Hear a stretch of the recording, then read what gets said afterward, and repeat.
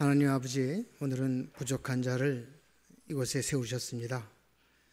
성령님 인도하셔서 전하면서 들으면서 우리 주님과 연합되게 하시며 아버지 영광받아 주시옵소서. 예수님의 이름으로 기도합니다. 아멘. 제가 개인 사정으로 잠시 자리를 비웠다가 지난 화요일 밤에 귀국했습니다. 그래서 시차 적응도 안 되고 조금 피곤해요. 그럼에도 불구하고 지금 이 자리에서 우리 성도님들 뵙게 되니까 너무나 반갑고 기쁘고 또 감사를 드립니다. 오늘 본문 말씀은 아마도 이 성경책에 있는 많은 이야기들 중에서 또 가장 아름다운 이야기 중에 하나일 것입니다.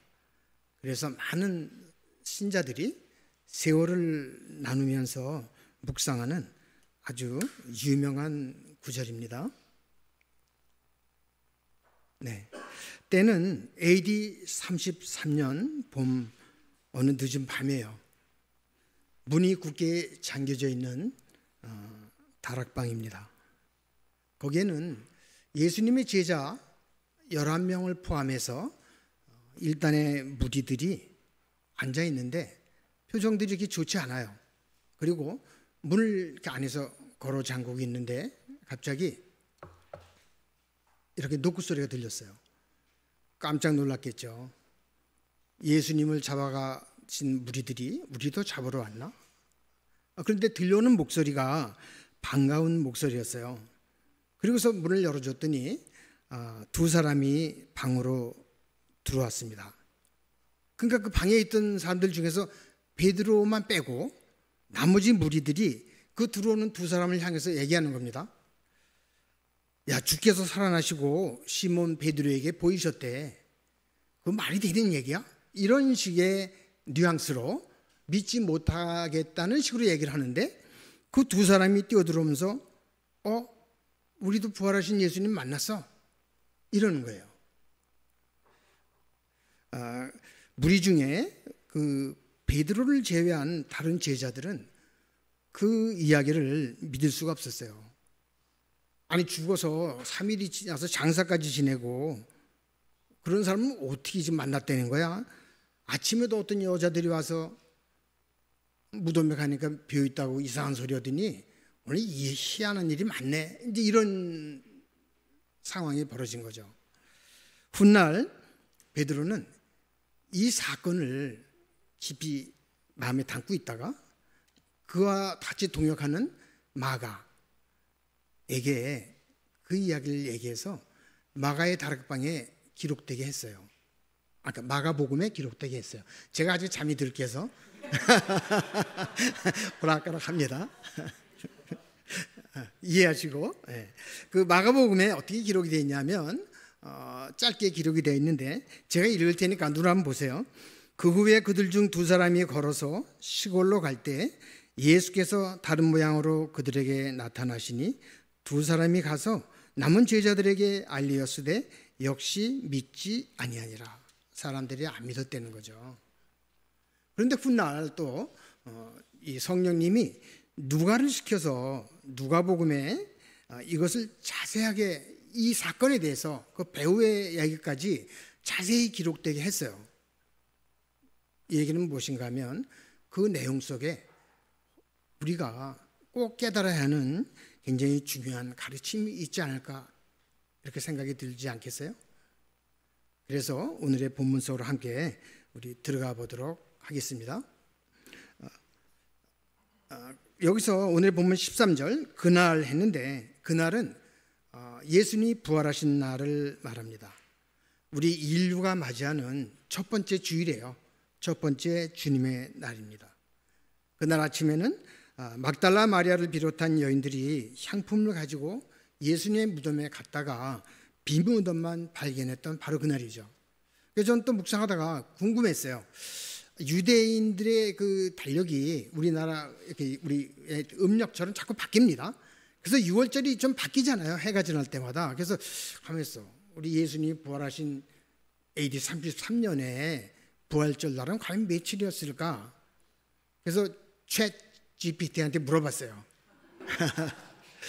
예수님이 부활하신 AD 33년 부활절은 며칠이었냐? 그러니까 이제 AD 33년 4월 3일일 수도 있고 율리우스 달력을 사용하면 그렇대요. 그리고 그레고리 달력을 사용하면 5일이라고 그러더라고요. 그러니까 이제 봄날이죠. 4월 초. 이제 그날 오후가 됐는데요. 제자들 중에 엠마오가 고향인 제자 2명이 있었습니다. 이들은 예수님의 그 12제자, 그러니까 이제 가룟 유다 빼면 11제자죠. 11제자에는 들지 못하지만 굉장히 예수님과 가까이 했던 제자예요. 네.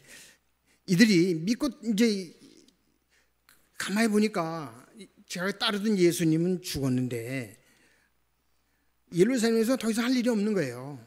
자기들이 뭐 좀 얻으려나 하고 예수님 쫓아다니면서 뭐 했는데 이제 십자가에서 죽어버렸으니까, 돌아가셨으니까 그들은 고향으로 가야 되겠다 해서 고향으로 가고 있는 것입니다. 그들의 고향은 엠마오예요.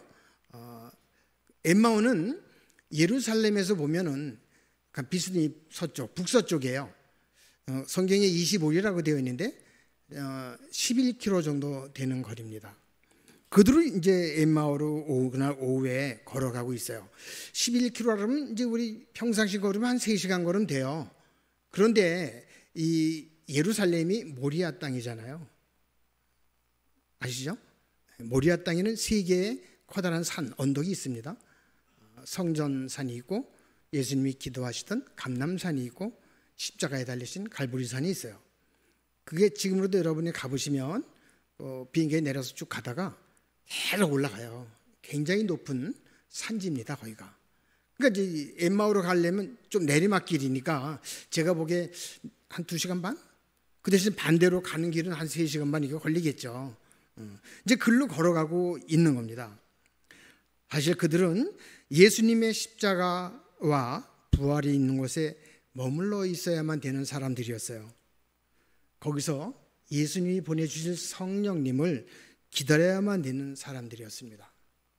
그런데 안타깝게도 이들은 예수님을 만나기 전으로 혹은 예수님 없는 곳으로 돌아가고 있는 것이죠. 이때 15절에서 그들이 서로에게 열심히 이야기도 하고 질문도 하고 대답도 하고 맞장구 치면서 걸어가고 있을 때 부활하신 예수님이 그들에게 다가오셨습니다.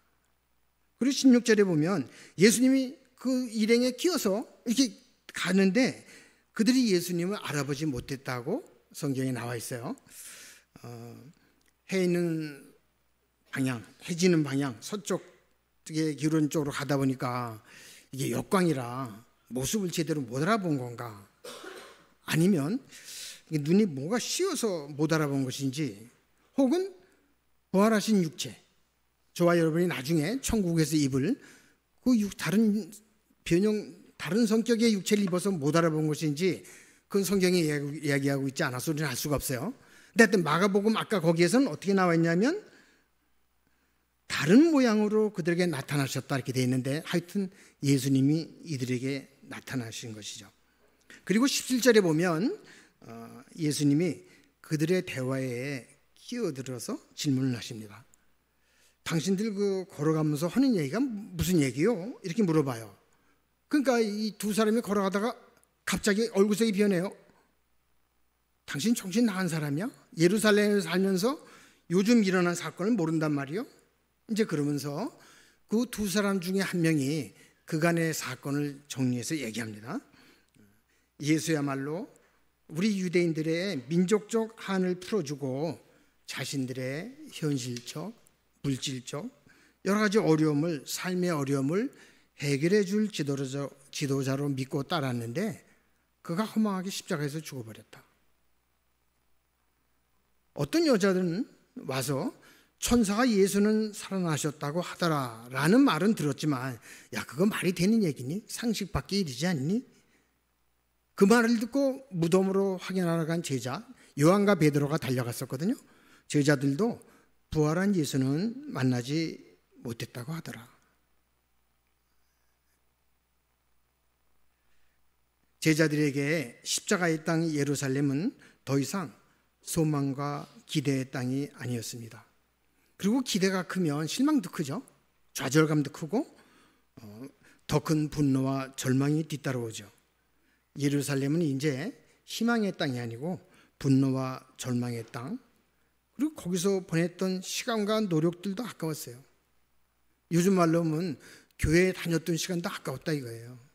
거기에 들인 물질도 아까웠고 거기에 마음 쓴 것도 아까웠고 이렇다는 얘기죠. 또한 예루살렘은 이제 불안과 염려의 땅이었습니다. 예수를 십자가에 못 박은 세력들이 언제 자기들도 잡아들여서 십자가로 끌고 갈지 몰라요.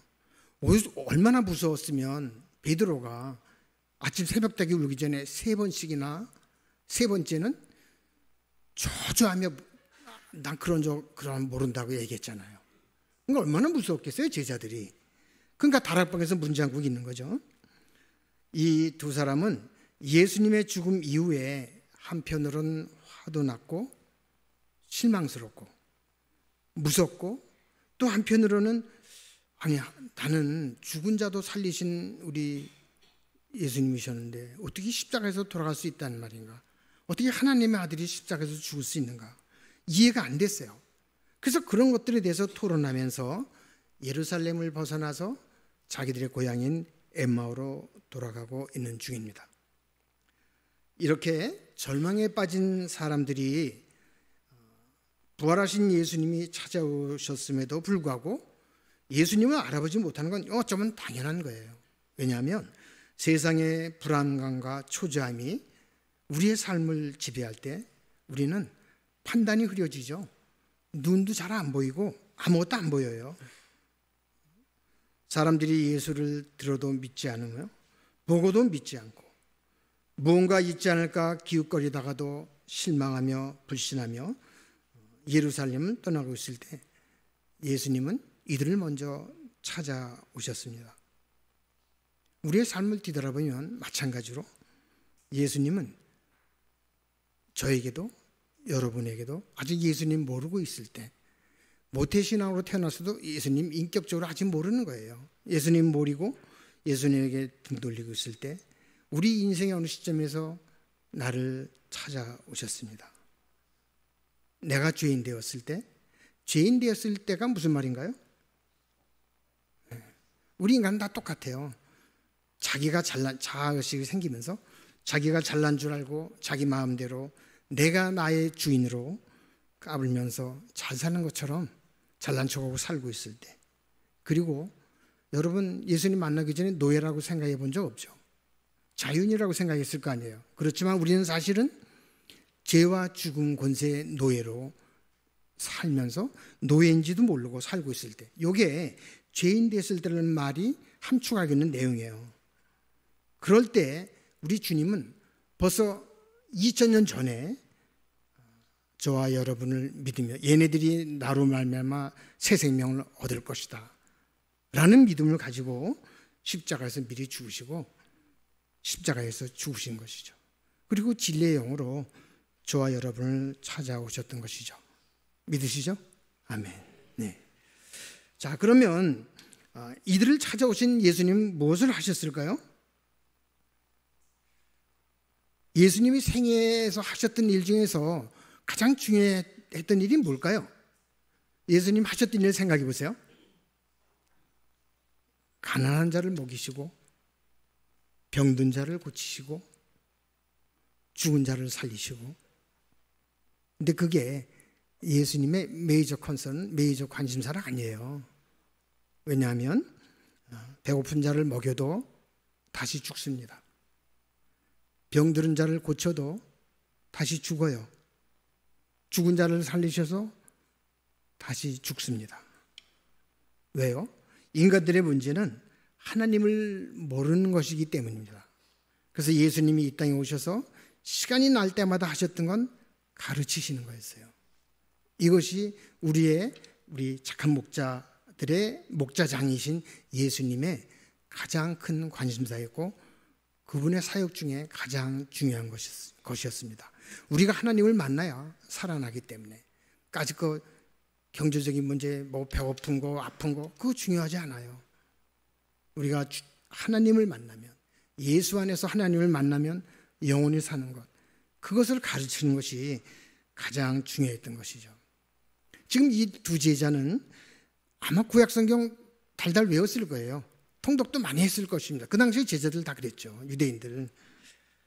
그러나 이들은 성경의 깊은 뜻을 제대로 이해하지는 못하고 있었습니다. 그래서 예수님께서는, 그러니까 성경을 읽어도 무슨 말인지 모르고 읽으면 그러니까 이런 일이 생기는 거죠. 그래서 예수님은 이들에게 다가가셔서 가르쳐 주십니다. 성경에 보시면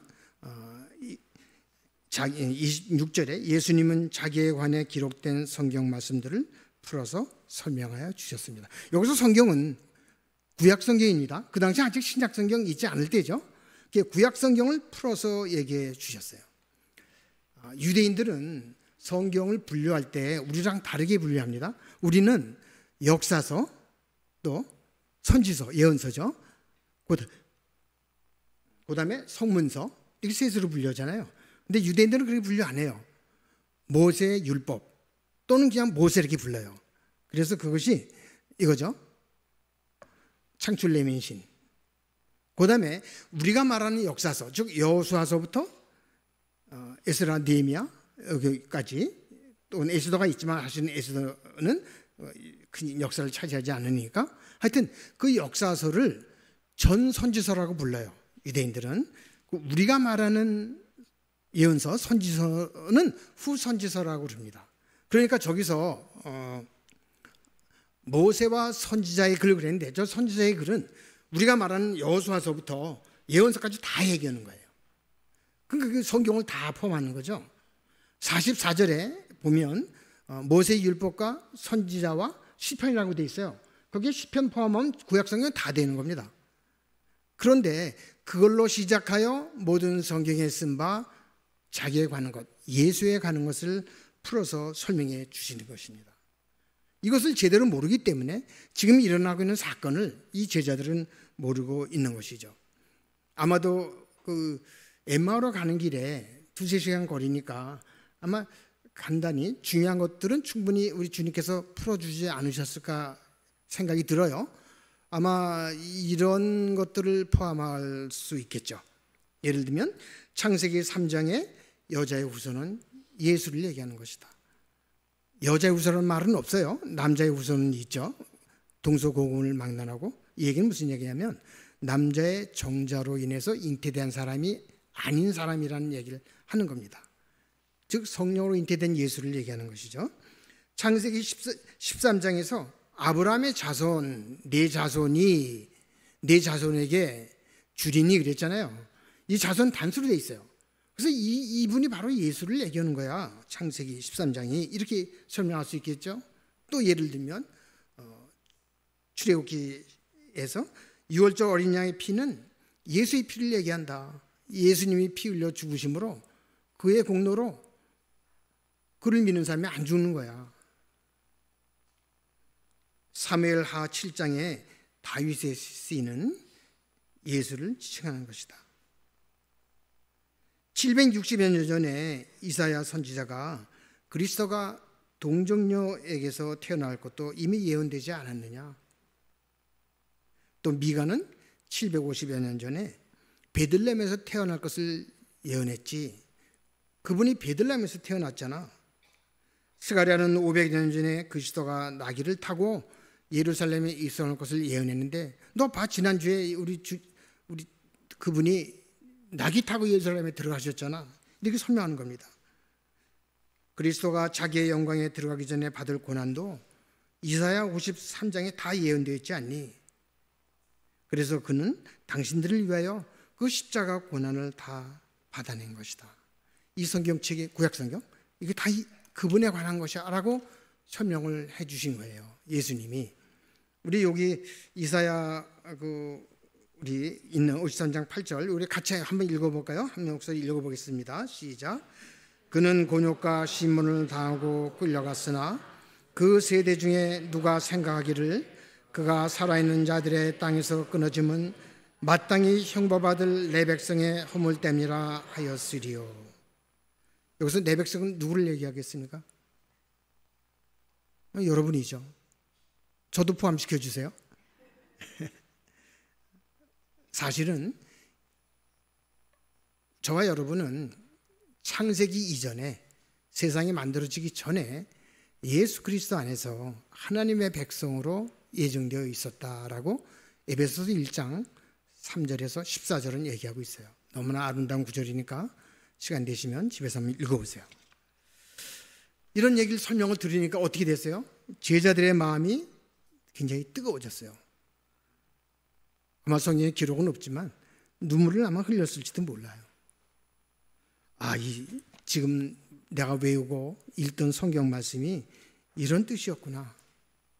하나님이 나를 위하여 내 대신에 그 십자가에 달려 그 고통을 당하셨구나. 이렇게 생각하는데 그 나그네는 또 계속해서 말합니다. 아니, 당신들은 예수가 직접 제자들에게 죽은 지 3일 만에 살아난다고 듣지 않았어? 사실은 예수님은요, 11 제자들만 있을 때 얘기하셨어요. 근데 그 제자들이 나머지 제자들한테 얘기했죠. 그러니까 이 제자들이 생각이 나는 거예요. 맞아, 주님께서 그렇게 말씀하셨다고 그랬지. 3일 만에 살아나신다고. 그러니까 그분이 우리를 위하여 죽으시고 우리를 위하여 부활하신 것이 맞구나. 그러니까 눈이 밝아졌어요. 이제 얼마나 기쁘겠어요. 하나님, 이렇게 설명해 주는 사람을 만나게 해주시고 우리 성경을 제대로 깨닫게 해주시니 너무나 감사합니다. 그렇죠? 우리도 성경의 참뜻을 깨달을 때 얼마나 기뻐요. 감사하고. 2000년대를 살아가는 저와 여러분에게도 예수님의 영, 성령님이 찾아오셔서 우리가 성경을 읽을 때, 또 이렇게 설교 말씀을 나눌 때, 또 성경 공부를 할 때 말씀을 깨닫게 해주시고 우리 마음을 뜨겁게 해주시는 것이죠. 이 주님과 동행하는 이 동행길, 이 아름다운 장면을 많은 사람들이 묵상하고 또 그림으로도 남겼어요. 그래서 오늘은 또 미술 시간도 우리 돼서 그림 좀 한번 볼게요. 이것은 조그만 스케치입니다. 렘브란트가 그린 스케치예요. 예수님이 엠마오로 가는 두 제자와 함께 걷는 것이고요. 이것은 스위스의 작가인데요. 사실주의 작가인데 이렇게 멋들어지게 이 전원을 배경으로 많이 그림을 그리는 사람입니다. 그래서 이렇게 엠마오로 가는 제자를 그리고 있어요. 다음 그림은 여러분이 아는 작가인데요. 예루살렘에서 엠마오로 가는 길, 예루살렘이 높잖아요. 산이 3개가 있다 그랬죠. 성전산과 예수님 기도하셨던 감난산과 십자가 달리신 갈보리산이 있습니다. 거기서 내려오고 있어요. 해가 서쪽에서 비추면서 그림자가 있죠. 여기서 뭐 하나 보셨어요? 예수님 그림자가? 네, 없어요. 왜 없는지 생각해 보세요. 자, 이제 저녁 시간이 저녁 시간이 돼서 도착했어요. 엠마오에.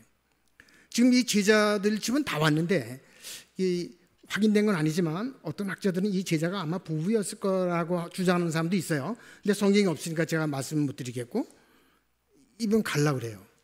이분은 그냥 보내고 싶어요? 어떻게 하고 싶어요? 더 같이 시간을 보내고 싶죠. 예수님에 대해서 그렇게 모르든가 깨우쳐 주셨는데 더 배우고 싶지 않겠어요? 그러니까 조금이라도 더 같이 있으려고 식사하고 가시죠. 뭐 어차피 식사는 하셔야 되는데 하면서 이제 집으로 이제 모시고 들어갔어요. 데리고 들어갔어요. 예수님은 이제 컴컴한 이런 등잔불인지 호롱불인지 하여튼 그 식탁에 앉아서 식사 준비가 돼서 떡을 가져오시고 그들에게 이렇게 떡을 떼어 주시는 거예요. 근데 그때 그들의 마음이 뜨거워지고 그들의 눈이 열렸어요. 뭐를 봤을까요? 떡을 이렇게 떼어 주시는데 그 모습은 어디서 모든 모습이죠. 어디서 봤겠어요? 옛날 갈릴리 호숫가 언덕의 오병이어 사건. 주님께서 자기들을 불러서 떡을 떼어 주셨어요. 가서 50명 100명 이렇게 무리들을 앉히라고 그러셨잖아요. 가져가서 나눠줘라 하면서 떡을 떼주시던 그 손의 모습이 보이는 거예요. 근데 옛날랑 다른 점이 있어요. 뭐가 다르겠어요? 네. 뭐가 다릅니까? 떼어주시는데 네, 손에 자, 물 좀 먹어야 되겠어요. 갑자기 제 마음이 뜨거워져서 그 못자국이 희미하게 보이는 거예요. 그러니까 지금까지 동행하며 이야기해 주신 분이 바로 우리 선생님 예수님이었구나. 그들의 마음이 또 뜨거워졌습니다. 사실은 여러분도 여러분의 여태까지 지나온 길을 한번 뒤돌아보세요. 사실은 우리 주님이 어느 순간에 이들에게처럼 다가오셨고 또 동행해 주셨어요.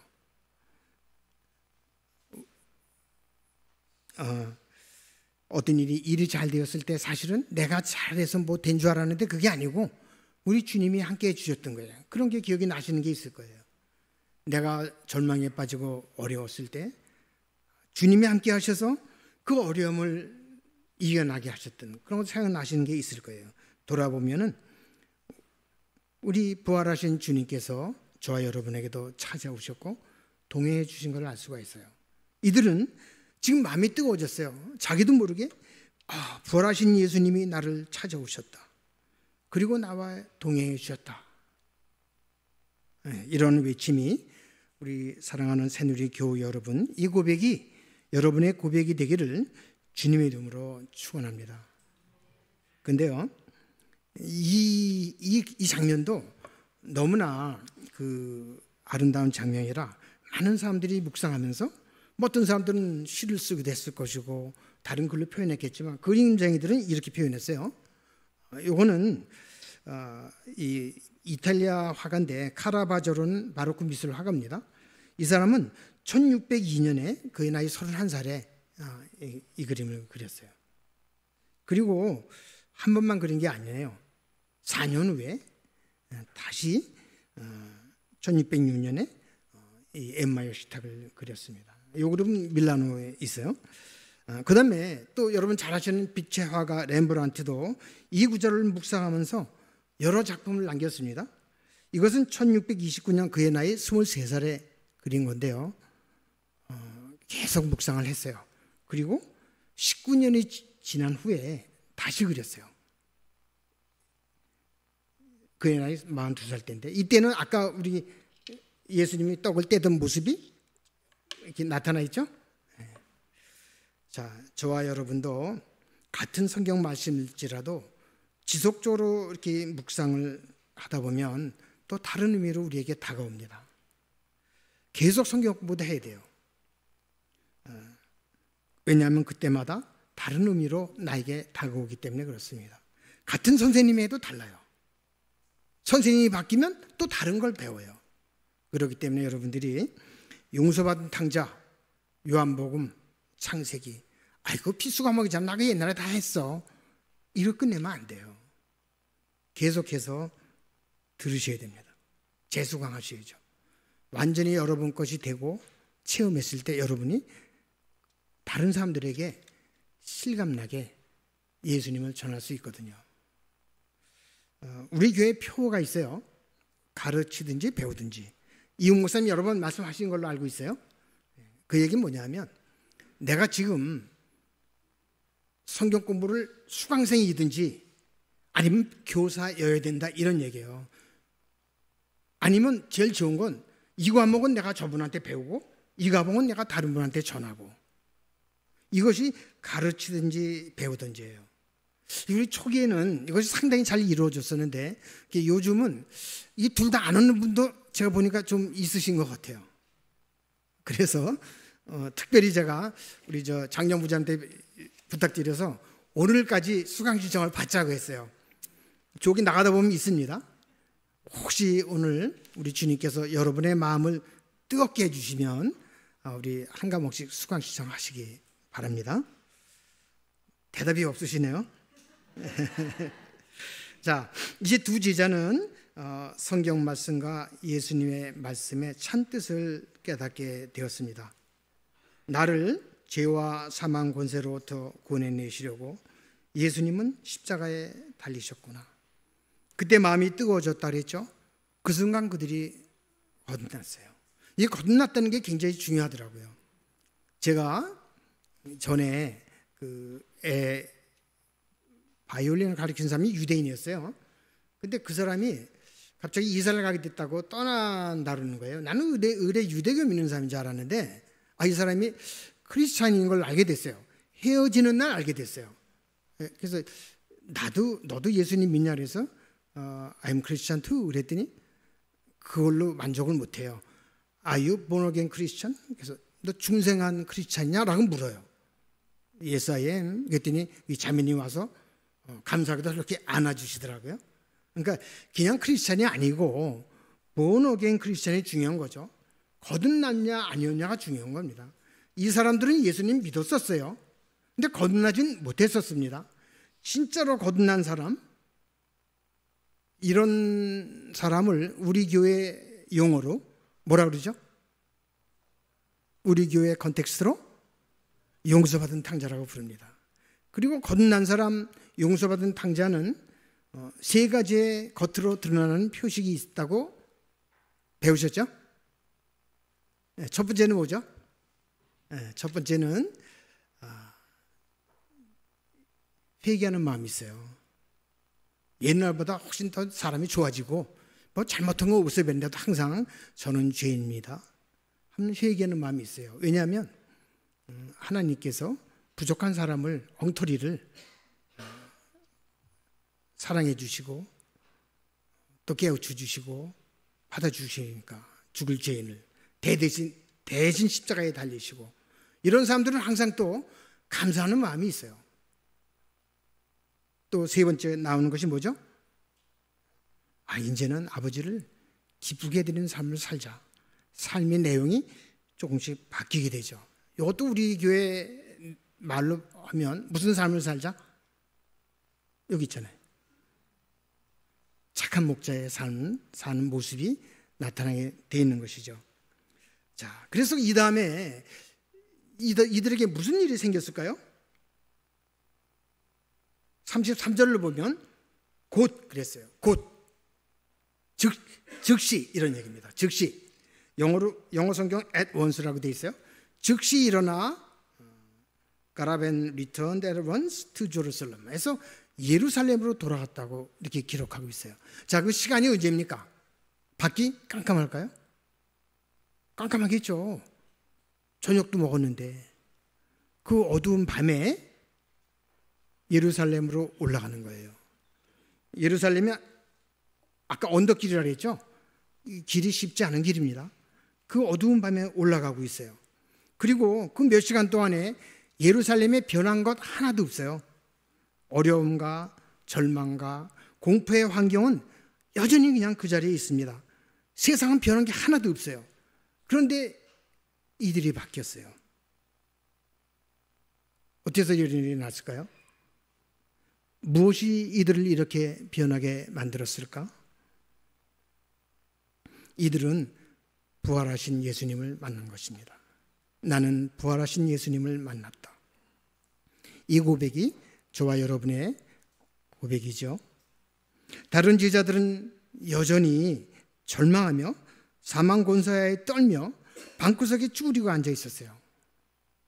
그런데 이 두 제자에게는 예루살렘은 더 이상 절망과 불안과 염려의 땅이 아니었습니다. 그들에게 자기가 져야 하는 십자가는 이제 더 이상 무서움의 대상이 아닌 거예요. 왜냐하면 십자가가 없으면 부활이 없기 때문입니다.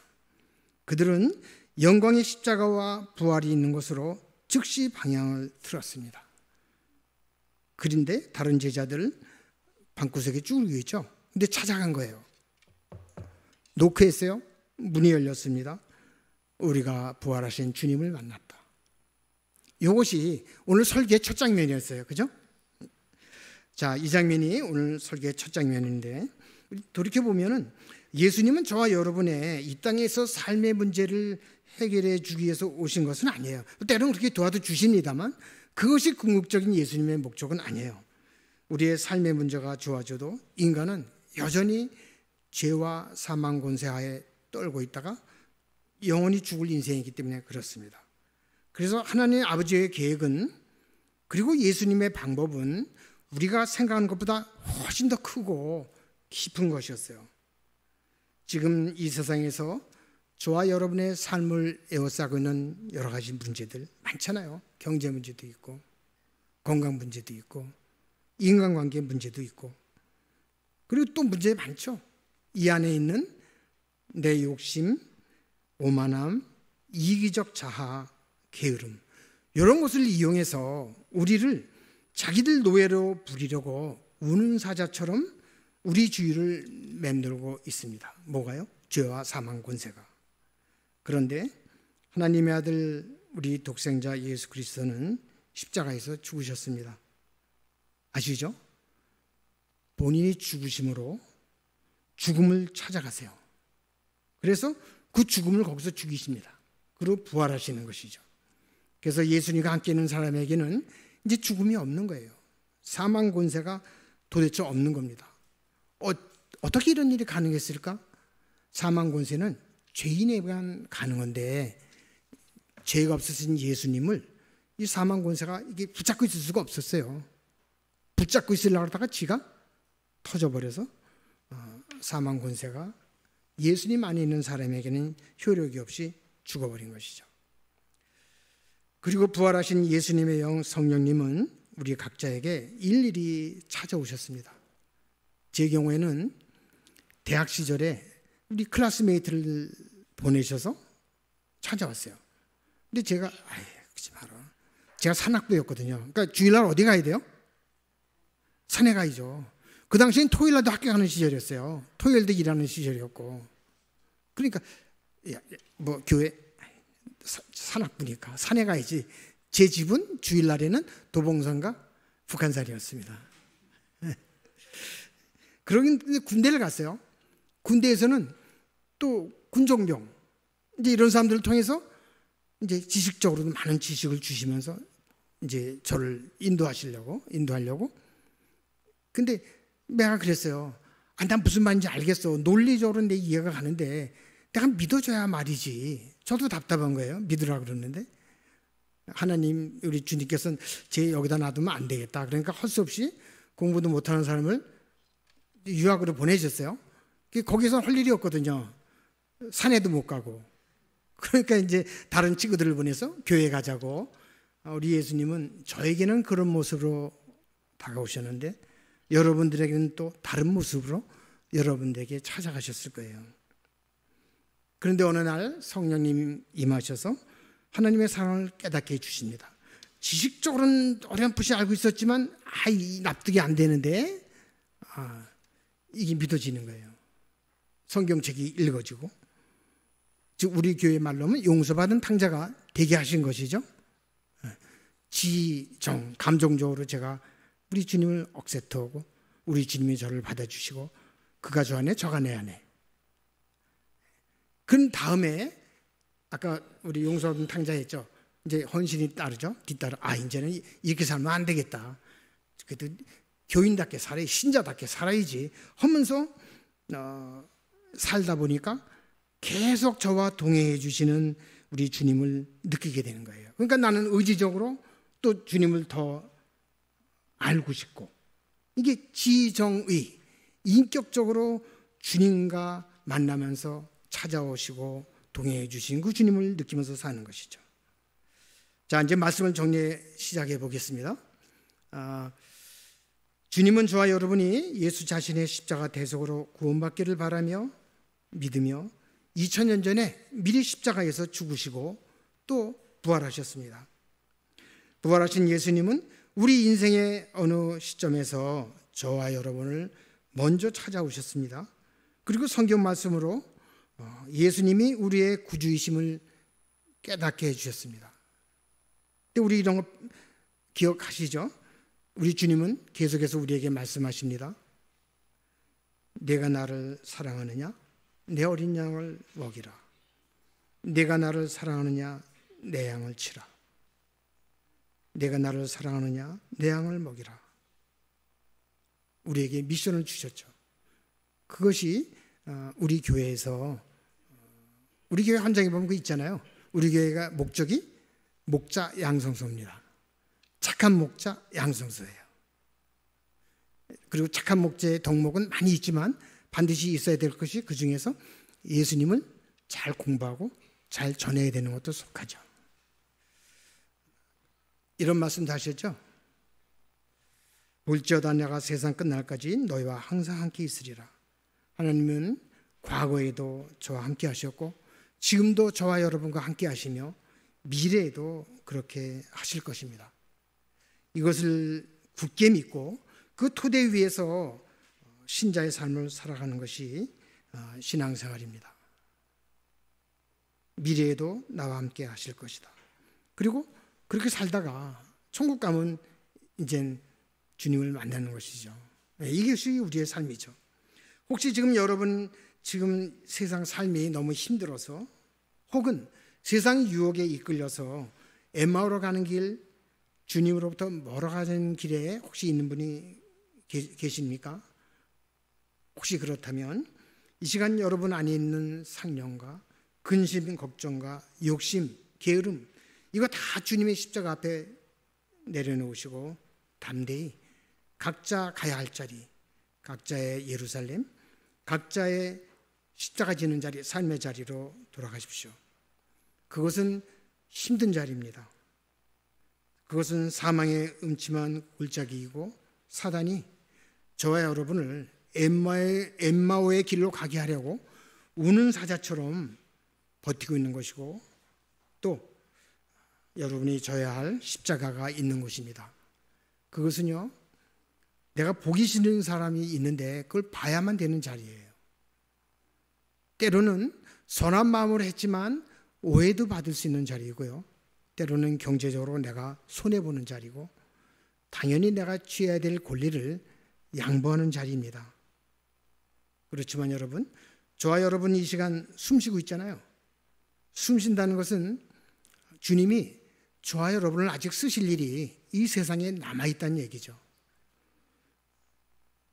그것은 좋은 일이 있을 때, 그러니까 쓰신다니까 커다란 사역을 많이 생각하시는 분이 있을 수 있는데 그것도 좋아요. 그렇지만 더 중요한 것은 우리들의 일상입니다.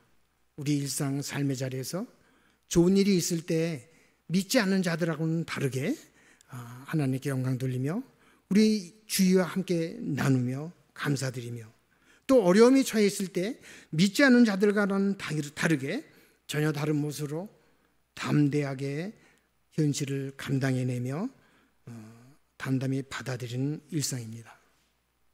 이렇게 살면은 이런 일이 일어난다고 성경에 이야기하고 있어요. 우리 한 목소리 읽어볼까요? 시작. 또 너희가 열심으로 선을 행하면 누가 너희를 헤아리요? 그러나 의를 위하여 고난을 받으면 복 있는 자니 그들이 두려워하는 것을 두려워하지 말며 근심하지 말고 너희 마음에 그리스도를 주로 삼아 거룩하게 하고 너희 속에 있는 소망에 관한 이유를 묻는 자에게는 대답할 것을 항상 준비하되 온유와 즐거움으로 하고. 우리가 이런 삶을 살아가면 세상은 물어옵니다. 당신은 어떻게 그렇게 살 수 있어? 성경은 얘기하죠. 항상 온유와 두려움으로 대답할 것을 준비하여야 한다. 그래서 우리가 성경 공부하는 거예요. 주님을 내 것으로 만들고 내가 주 안에 들어가고, 남들이 물어올 때 여러분들이 우리 용서받은 탕자의 삶을 여러분의 삶의 자리에서 살아갈 때 남들은 여러분에게 저거 좀 다른데, 그리고 여러분 안에는 예수님한테 관심을 갖죠. 그럼 물어온다 이거예요. 그럼 대답해 줘야죠. 예수님 믿을 수 있도록 우리가 인도해야 되지 않겠습니까? 그래서 우리가 열심히 주님을 묵상하고 남에게 전할 수 있을 때까지 주님을 배워야 하고 되풀이해서 공부해야 됩니다.